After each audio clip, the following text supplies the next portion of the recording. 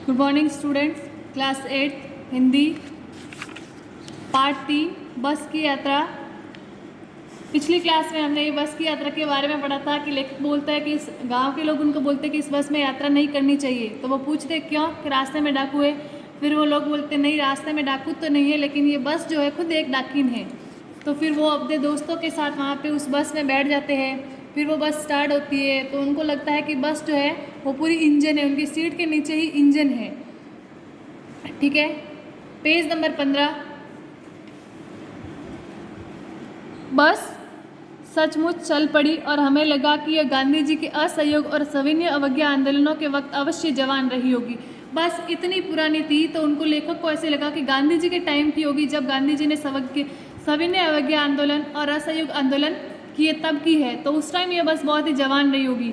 उसे ट्रेनिंग मिल चुकी थी, हर हिस्सा दूसरे के असहयोग कर रहा था। पूरी बस सविनय अवज्ञा आंदोलन के दौर से गुजर रही थी। उसे ट्रेनिंग मतलब उस बस को ऐसे ट्रेनिंग मिली हुई थी आंदोलनों की वगैरह। लेखक कैसे कर रहा है, हर हिस्सा जो है असहयोग कर रहा था, एक दूसरे का साथ छोड़ रहा था। पूरी बस सविनय अवज्ञा आंदोलन के दौर से गुजर रही थी। सीट का बॉडी से असहयोग चल रहा था, सीट जो है बॉडी से अलग हो चुकी थी।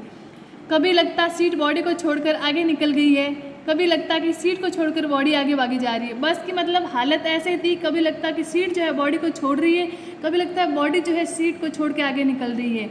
8-10 मील चलने पर सारे भेदभाव मिट गए। यह समझ में नहीं आता था कि सीट पर हम बैठे हैं या सीट हम पर बैठे हैं। तो थोड़ी देर बाद उनको ऐसे लगा कि भाई सीट के ऊपर हम बैठे हैं, सीट हमारे ऊपर है, मतलब सब कुछ ऐसे हो गया था एकदम से। एकाएक बस रुक गई। थोड़ी देर बाद बस रुकी, मालूम हुआ कि पेट्रोल की टंकी में छेद हो गया है। ड्राइवर ने बाल्टी में पेट्रोल निकालकर उसे बगल में रखा और नली डालकर इंजन में भेजने लगा। थोड़ी देर बाद पता चला कि पेट्रोल की जो टंकी है बस की, उसमें छेद हो गया, जिससे क्या हो गया है, पेट्रोल नीचे टपक रहा है। तो ड्राइवर ने क्या किया, बाल्टी में पेट्रोल को निकाला और उसे पास में रखा और नली डालकर फिर वो इंजन में डालने लगा। अब मैं उम्मीद कर रहा था कि थोड़ी देर बाद बस कंपनी के हिस्सेदार इंजन को निकालकर गोद में रख लेंगे और उसे नली से पेट्रोल पिलाएंगे, जैसे माँ बच्चे के मुंह में दूध की शीशी लगाती है। अब लेखक ये सोच रहा था कि थोड़ी देर बाद क्या होगा कि बस कंपनी का हिस्सेदार इंजन को निकाल लेगा बाहर, उसे गोद में रख लेगा और उसकी नली से उसे पेट्रोल अंदर पिलाएगा, जैसे कि एक माँ अपने बच्चे को दूध पिलाती है। बस की रफ्तार बस 15-20 मील हो गई थी। अब बस की रफ्तार भी धीरे धीरे हो गई थी। मुझे उसके किसी हिस्से पर भरोसा नहीं था। ब्रेक फेल हो सकता है, स्टीयरिंग टूट सकता है। प्रकृति के दृश्य बहुत लुभावने थे। दोनों तरफ हरे भरे पेड़ थे जिन पर पक्षी बैठे थे। मतलब ऐसा हो रखा था कि उसे बस पर से भरोसा उठ गया था। ब्रेक कभी भी फेल हो सकता था, उसका स्टीयरिंग जो है टूट सकता था। आसपास में वातावरण भी बहुत ही ऐसे मन को लुभाने वाला था। चारों तरफ पेड़ थे, पेड़ों में पक्षी बैठे हुए थे। मैं हर पेड़ को अपना दुश्मन समझ रहा था, क्योंकि उसे लगता था कि पता नहीं अगर इसका ब्रेक फेल हो गया तो किस पेड़ में जाके गिरेगी। तो वो लेखक जो है हर पेड़ को अपना दुश्मन समझ रहा था। जो भी पेड़ आता डर लगता कि इससे बस टकराएगी। वो निकल जाता तो दूसरे पेड़ का इंतजार करता। झील दिखती तो सोचता कि इसमें बस गोता लगा जाएगी। तो झील दिखती तो लेखक को लगता कि बस इसमें जा गिरेगी। एकाएक फिर बस रुकी। फिर थोड़ी देर बाद बस रुकी। ड्राइवर ने तरह तरह की तरकीबें की पर वह चली नहीं। फिर बस रुक गई अचानक से। ड्राइवर ने लगातार कोशिश की लेकिन फिर भी बस नहीं चली। सविनय अवज्ञा आंदोलन शुरू हो गया था। कंपनी के हिस्सेदार कह रहे थे बस को फर्स्ट क्लास की है जी, ये तो इत्तेफाक की बात है। अब देखो यहाँ पे लेखक कह रहे हैं आंदोलन शुरू हो गया। कंपनी के मतलब जो लोग हैं फिर भी कह रहे हैं बुरी हालत है बस की, फिर भी कंपनी के लोग कह रहे हैं कि नहीं नहीं ये बस तो फर्स्ट क्लास की है, तो इत्तेफाक की बात है कि ये अब बंद हो गई है। क्षीण चांदनी में वृक्षों की छाया के नीचे वह बस खड़ी बड़ी दयनीय लग रही थी। लगता जैसे कोई वृद्धा थक कर बैठ गई हो। क्षीण मतलब थोड़ी सी चांदनी रात हो चुकी थी, तो बस को है छाया के नीचे खड़ी थी। तो मानो लेखक को ऐसे लग रहा था कि कोई बूढ़ी औरत जो है थक गई है और वो पेड़ के नीचे बैठी हुई, ऐसे बस लग रही थी। हमें ग्लानि हो रही थी कि बेचारी पर लदकर हम चले आ रहे हैं। हमें खुद भी ऐसे शर्मिंदगी हो रही थी कि देखो इस बूढ़ी बस में भी बैठ कर हम ऐसे यात्रा कर रहे हैं। अगर इसका प्रणंत हो गया तो इस बियाबान में हमें उसकी अंत्येष्टि करनी पड़ेगी। अगर इस बस का यहीं पे प्रणंत अंत हो जाता है तो हमें इसकी अंत्येष्टि करनी पड़ेगी। अंतिम संस्कार। आगे हिस्सेदार साहब ने इंजन खोला और कुछ सुधारा। फिर जो उसका हिस्सेदार था उसने इंजन खोला और कुछ उसमें सुधार किया। फिर बस आगे चली, उसकी चाल और कम हो गई। थोड़ी बस आगे चली तो पहले 15-20 स्पीड चल रही थी, अब उसकी चाल और कम हो गई।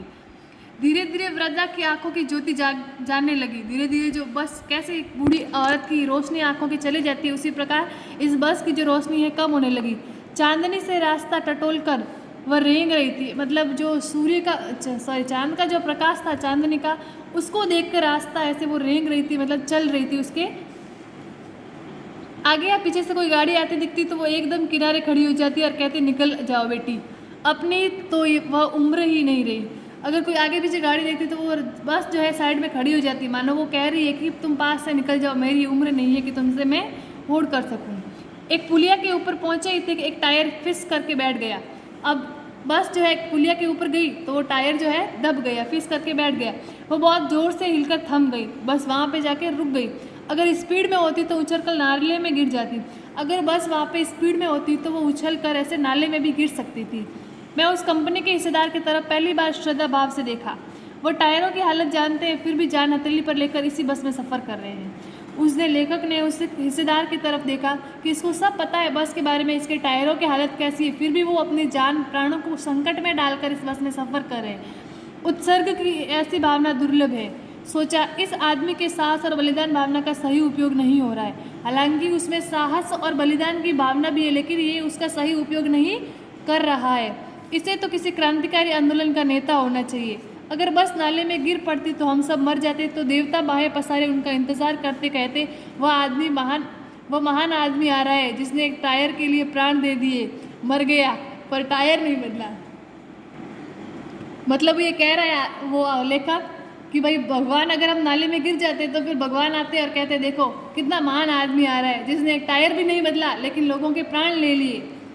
दूसरा घिसा टायर लगाकर बस फिर चली, फिर दूसरा घिसा बेटा टायर लगाया, फिर बस चलने लगी। अब हमने वक्त पर पन्ना पहुंचने की उम्मीद छोड़ दी। अब उनको लगा कि हम टाइम पे वो जो है अपने स्थान पर, निश्चित स्थान पर नहीं पहुंच जाएंगे।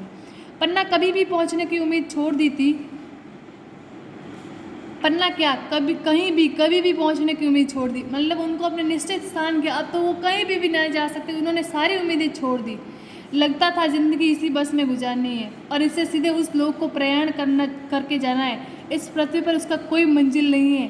हमारी बेताबी तनाव खत्म हो गए। हम बड़े इत्मीनान से घर की तरफ बैठ गए। चिंता जाती रही, हंसी मजाक चालू हो गए। अब उनको लगा कि मौत तो आनी ही आनी है, ये बस हमें जो कहीं पे भी नहीं पहुंचाने वाली है। अब तो सिर्फ ये जो है पृथ्वी पर इसकी कोई मंजिल ही नहीं है बस की। हम सब ऐसे बेताब, तनाव वगैरह जो भी है ख़त्म हो गए। उन्होंने चिंता छोड़ दी और चुपचाप घर में कैसे बैठे हो वैसे बैठ गए और हंसी मजाक करने लगे। ओके, आज के ये पार्ट यहीं समाप्त होता है, बस की यात्रा। Thank you.